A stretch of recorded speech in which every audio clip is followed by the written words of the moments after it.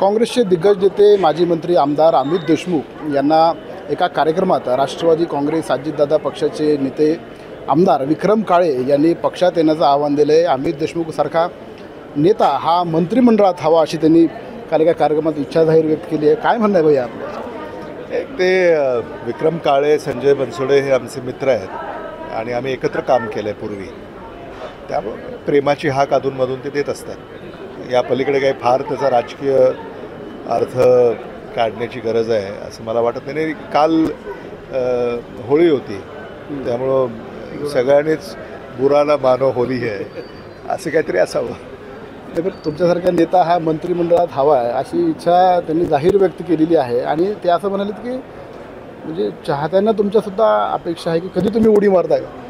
नाही, मी म्हटलं नाही का, आम्ही एकत्र काम केलं यापूर्वी महाविकास आघाडीमध्ये, त्यांचं प्रेम आहे, त्यामुळं कदाचित त्या प्रेमापोटी त्यांनी त्या भावना व्यक्त केल्या असतील, पण त्याला काही त्याच्यातून राजकीय अर्थ काढावा याची आवश्यकता आहे असं मला वाटत नाही। आणि मी त्यांना सांगितलं शेवटी लोकशाहीमध्ये सुद्धा समतोल असला पाहिजे। सत्ता पक्ष आणि विरोधी पक्ष आज लोकशाहीचा एक अविभाज्य घटक आहे, त्यामुळे तो समतोल आपण राखला पाहिजे। भविष्यात त्यांना सुद्धा इकडे यावं लागलं असं तुम्ही भाषणामध्ये म्हणाल? हे राजकीय परिस्थिती केव्हाही बदलते, त्यामुळं शेवटी जे काल घडलं ते आज नव्हतं आणि जे आज घडलं आहे ते उद्या असणार नाही, त्यामुळं you have to wait and watch. अशी जर ऑफर आली भविष्यामध्ये थेट मंत्रिपदाची तर? नाही, तसं काही कारण नाही ना, काहीच कारण नाही। त्यामुळं आम्ही आमच्या भूमिकेमध्ये आम्ही भूमिका बजावतो आहे आणि त्या भूमिकेशीच एकरूप राहणं आणि त्याला न्याय देणं हे आमचं काम आहे। काँग्रेसमध्ये आनंदी आहात आपण? काय आनंदी नसण्याचं कारण नाही ना काही। काँग्रेस पक्षामध्ये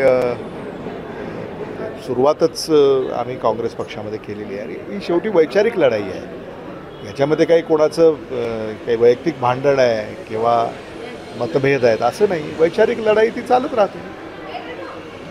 एकूणच विक्रम काळे यांनी आमंत्रण जरी दिलेलं असलं तरी ती एक होळी असल्यामुळं बुराना मालो होली असं पद्धतीनं अमित भाईंचं वक्तव्य आलेलं आहे आणि आम्ही काँग्रेसमध्ये सुखी आहोत आणि ही वैचारिक लढाई आहे आणि ती येत्या काळातसुद्धा सुरू होणार असल्याची त्यांनी आपल्या या मुलाखतीत स्पष्ट केलं आहे। शशिकांत पाटील, न्यूज 18 लोकमत, लातूर।